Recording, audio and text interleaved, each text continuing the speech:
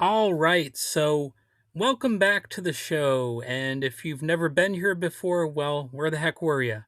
But anyway, I guess I'm glad that you're here now. And I've got a bit of a special episode because I'm once again talking about elections, but this time I'm going a little bit more into some detail. It's a little bit more of a specific sort of topic or series of topics, really. And how important is this episode? Well, I'm postponing baking a pizza. That's right. I'm not putting a pizza in the oven because this episode is so important for me to record it and get off the back burner. And like I said, today I'm breaking down a question that keeps surfacing in American politics: who actually controls our elections? And just as important, who doesn't? There's been a lot of confusion, a lot of rhetoric, and in some cases, a lot of disinformation and misinformation about presidential power over elections. So, just to be clear, disinformation is intentional, like lying about stuff. Misinformation is just when somebody is misinformed. So, it's pretty important to actually understand that distinction.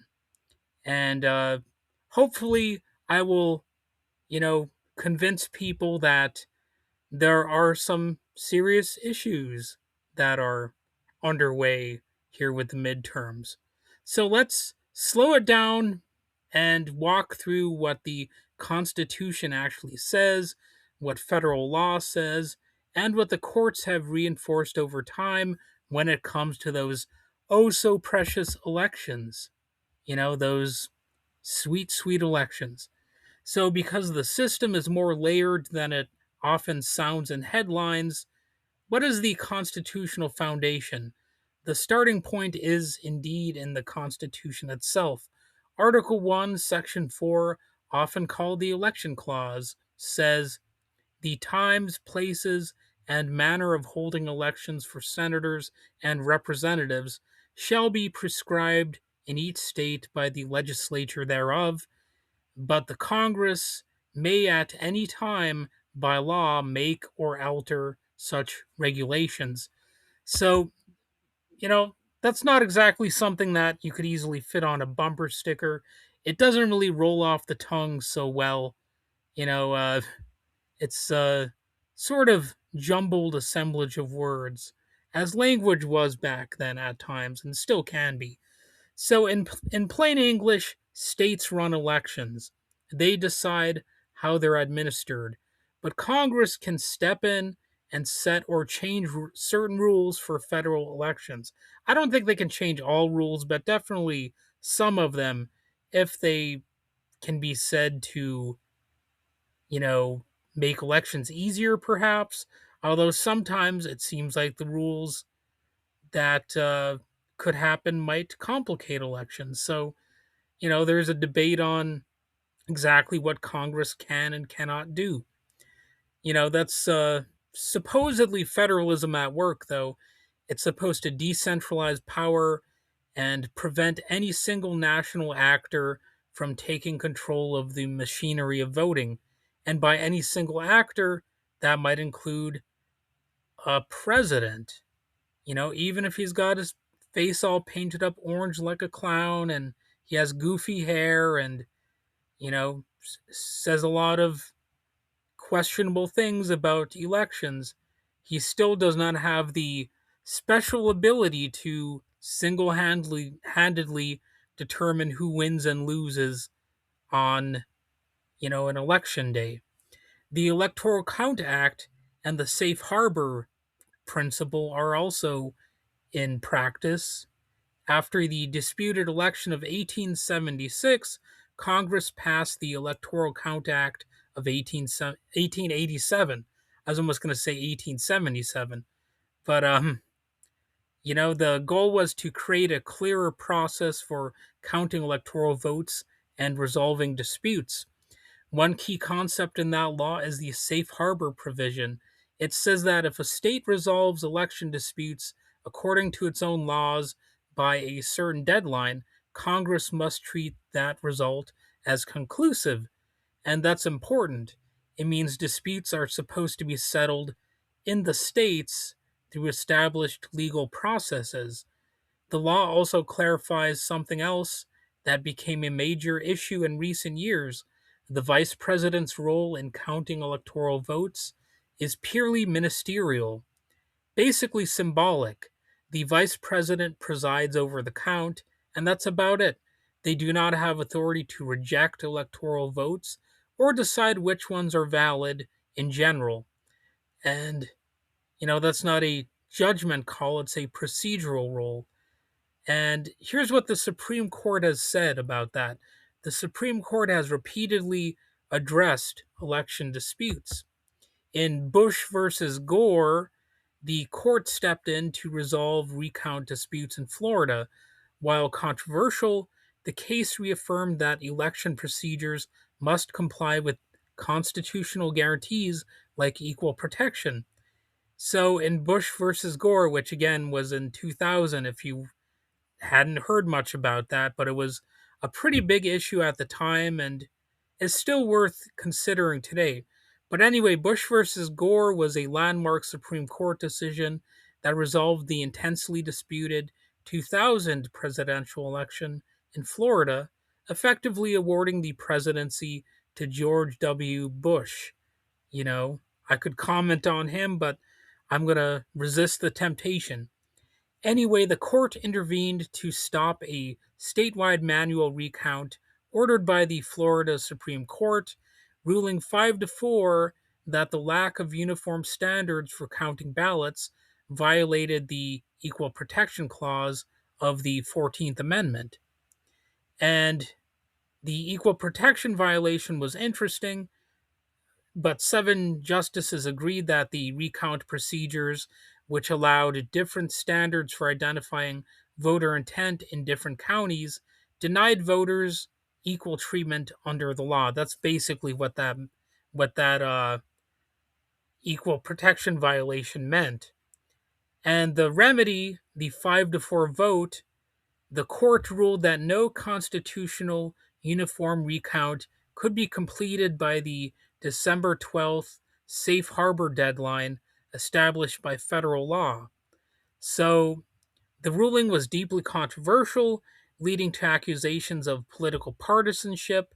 And I did an episode on this thing called the Brooks Brothers riot, which you might also want to look into. It's potentially related to the topic at hand, and it was something that may have sort of anticipated something like January 6th.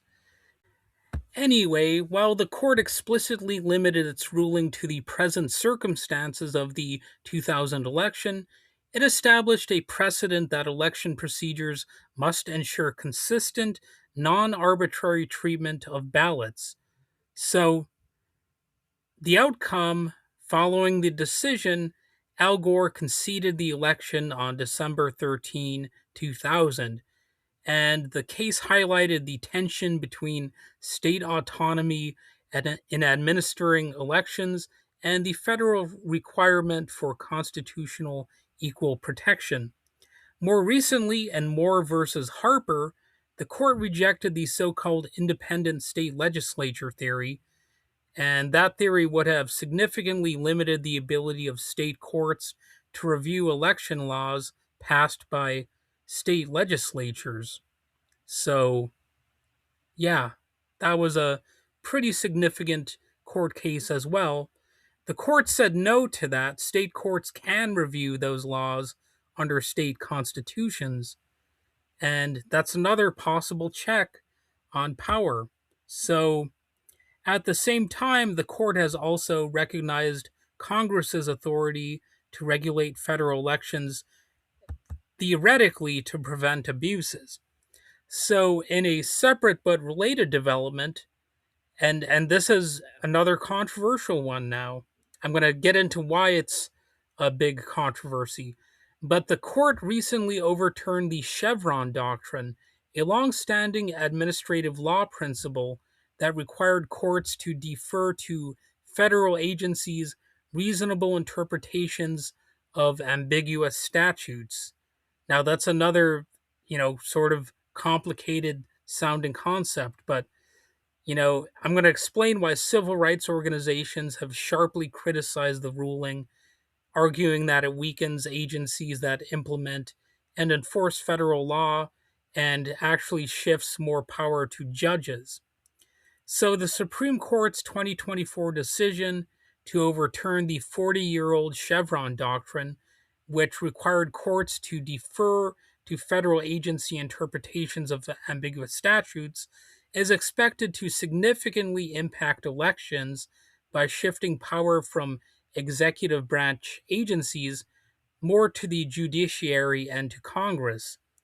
This change may alter campaign strategies, increase the salience of judicial appointments, and lead to more intense political battles over the scope of government regulation.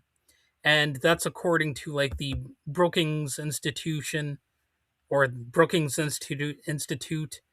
I don't remember offhand which name actually applies to that organization. But anyway, you can look into more on this issue over there. But I'm going to try to get into it here, though, as well. So, the impact on campaigns and political strategies with the Chevron decision is going to be pretty significant. It's going to have more elections matter campaigns as a result. The ruling elevates the importance of electing a president who appoints federal judges and a Congress that passes legislation that, you know, if you're a progressive, you would want, them to have more of a progressive angle. So you're going to want a president who actually believes in things like environmental regulation. So that person would appoint federal judges and more people, uh, who care about the environment and whatnot. And that's why proponents of environmental and consumer protections argue that voters must choose leaders who will protect or re strengthen agency authority. And there's an increased focus on judicial appointments now because of this decision, with courts now having the final say on regulatory ambiguity. The political stakes for judicial appointments are indeed going to be significantly higher. Interest groups may focus more on the judicial philosophy of nominees regarding administrative law. So you're going to have more targeting of the administrative state from the right, which is already, of course, happening, and they're going bananas doing that, in my opinion. When it comes to political campaigns, particularly on the right, they may use the ability to dismantle quote unquote unelected bureaucrats' power as a rallying cry, promising to further reduce the regulatory footprint through litigation rather than legislation. So, that's a significant concern. There's going to be a shift in policy making and legislative pressure. The pressure on Congress is going to be significant. Without Chevron, federal agencies have less flexibility to interpret broad laws. So Congress will face increased pressure to write more detailed and specific legislation to avoid judicial challenges to new policies. This could make legislative compromises harder to reach, or conversely, create intense lobbying battles over specific statutory language. So, regulatory uncertainty will be more of a campaign issue, even than it was before. There's a potential for a patchwork of inconsistent regional regulations resulting from different courts ruling differently that could lead to campaigns focusing on economic stability and, for example, the liberalization or strangulation of business, depending on which regulations are challenged. And of course, this decision will probably apply more pressure on the Supreme Court to have more cases, and you know that could be a bad thing, maybe.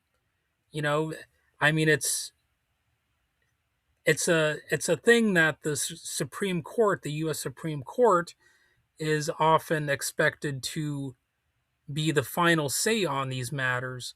So it's likely that there will be more cases ending up in their purview. So there's also a danger of entrenching the status quo because overturning Chevron makes it harder for new, expansive regulations to survive legal challenges. So the decision may act as a force for maintaining the status quo and reducing the ability of a new administration to quickly pivot policies. Now, that's, of course, something that's still in the theoretical phase, but there probably will be a, a lot of pressure to change the status quo in any case, as there always has been um, when it comes to certain issues. But it's going to be harder to do it if if this decision kind of stands and there's no way to challenge it and make it so that you can resolve these issues more easily outside of courts. But it's going to be interesting. So of course there's the influence of interest groups in litigation as a primary tool. Opponents of regulation, like industry groups, can now use the court system as a sword to challenge agency actions more effectively, potentially reducing the need for legislative wins. And there will be forum shopping as well. The ruling encourages forum shopping where challengers pick specific, favorable courts to contest regulations, potentially creating bipartisan, high profile lawsuits that dominate political discourse. And there's actually maybe a bright side. I don't want to be a total doom and gloom person here. So there is potential for increased political accountability under certain circumstances. There's the ability to direct more blame to the courts, which I suppose is sort of a form of accountability. If courts strike down popular regulations, like environmental regulations or consumer safety rules, then proponents of those regulations can shift blame away from the administration to the courts, potentially driving voter mobilization in favor of candidates who pledge to fix the legal issues. So, that might be a good thing. So it's not all bad, or at least not all potentially bad. And it also has some implications for a weaker executive branch. Future administrations, whether Democratic or Republican, may have a harder time fulfilling campaign promises through executive actions alone. And that's according to the University of Chicago Law School. So that's an interesting uh, tweak, I guess, that this Chevron decision has made. So, in essence, the end of Chevron means federal regulations will be more vulnerable to lawsuits, making the composition of the federal judiciary and the precision of congressional lawmaking central, and there'll be high stakes issues in future elections.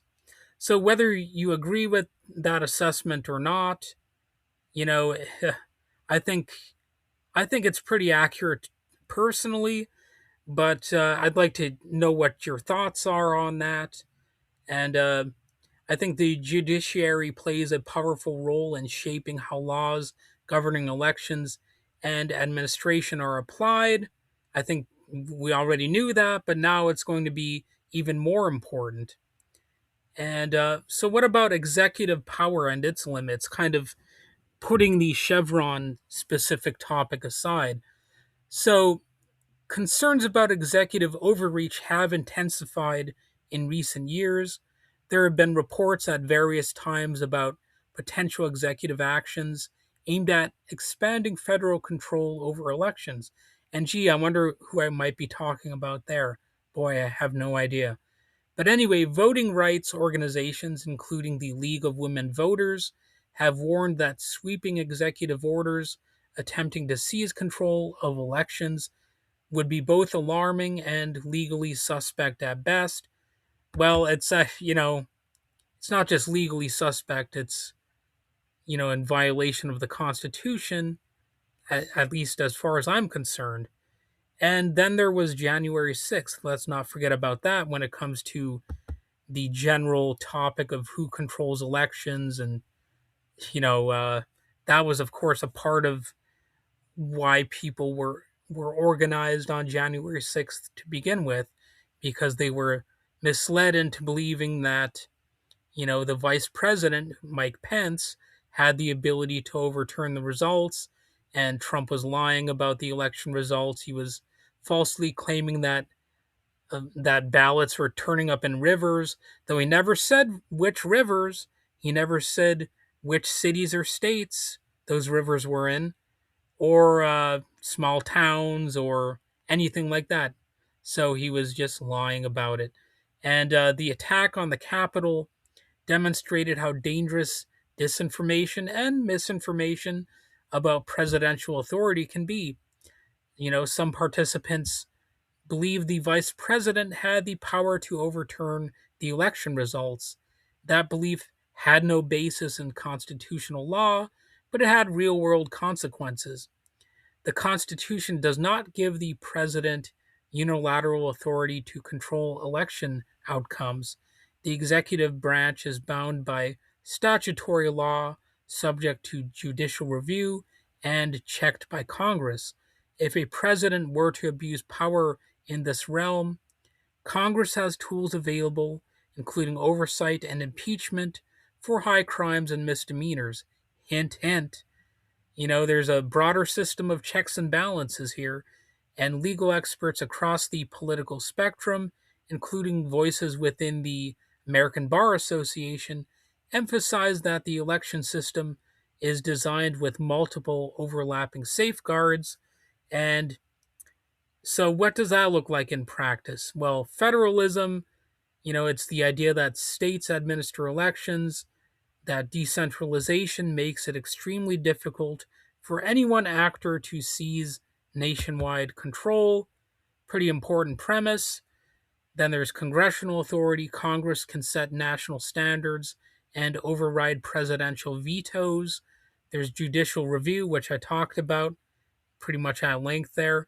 But courts can strike down unconstitutional actions by either Congress or the president. Now, whether or not the president, or I suppose hypothetically the Congress, actually adheres to what the courts say, you know, that's an interesting topic up on unto itself. It leads to something that's called a constitutional crisis, and I think there is a pretty significant argument to be made for restricting the powers of the president and Congress, and yes, even the courts in certain ways. Now, I'm not the foremost expert on like the best ways of doing that, but certainly the idea of a president, it has limited merit unto itself. The idea of granting somebody that amount of power when they can have, dangerous worldviews, or they might not be in their proper mindset, or any number of things like that. The idea of giving that type of person power, it's potentially dangerous, you know. And I could take some heat for sounding too much like a silly Billy anarchist over here, but nevertheless, it's true. There need to be some serious restrictions on political power and certain things, certain types of decisions that can cripple and destroy people's lives. I think they often should be off the table, So when it comes to nonpartisan administration, that's sort of the ideal. Elections are supposed to be run by thousands of state and local officials from both parties across the country, and that bureaucratic diffusion of authority is a practical check in itself. No system is immune from stress, so scholars openly acknowledge that these structures can be tested, and they sure have been. especially during highly polarized political moments. But the design requires that election disputes be resolved through law, evidence, and established procedures, not through unilateral declarations, not through pressure campaigns, certainly not through force. And the American constitutional system is intentionally fragmented. States run elections, but Congress can regulate them. The president executes the law, but cannot single handedly rewrite it. Courts interpret the law, but cannot administer elections themselves. And Congress retains ultimate tools of oversight and accountability. All of these things are theoretical. I realize that reality has a way of taking things and putting them all in a blender, and you could end up with a very chaotic system that breaks its own rules and has no comprehension of itself. So that's a possibility as well, but there are at least theoretically ways around that. The framework isn't perfect, it's debated, litigated, and sometimes strained, potentially beyond recognition, but it's built on a simple principle: no single branch of government gets to control the outcome of an election. And when that principle is misunderstood or misinterpreted, the consequences can be serious. That's why understanding the structure is important. All right, well, that about wraps it up for this episode. And thanks for listening. If you found the episode helpful, even though I fumbled around a couple points, but you can share it with someone who's trying to make sense of how election power actually works, and maybe it will help them better understand it. I had to do a little bit of a refresher when I was researching this episode myself, so I'm not trying to shame people who don't understand it that well, because frankly, I frequently need to research this stuff myself to have a little bit of a better grasp of how the system works. In fact, I might forget some of these points tomorrow. Who knows? You know, but I will do future episodes on this very topic. And, it's always nice to get a little bit of a lesson on how the system works, or at least how it's supposed to work.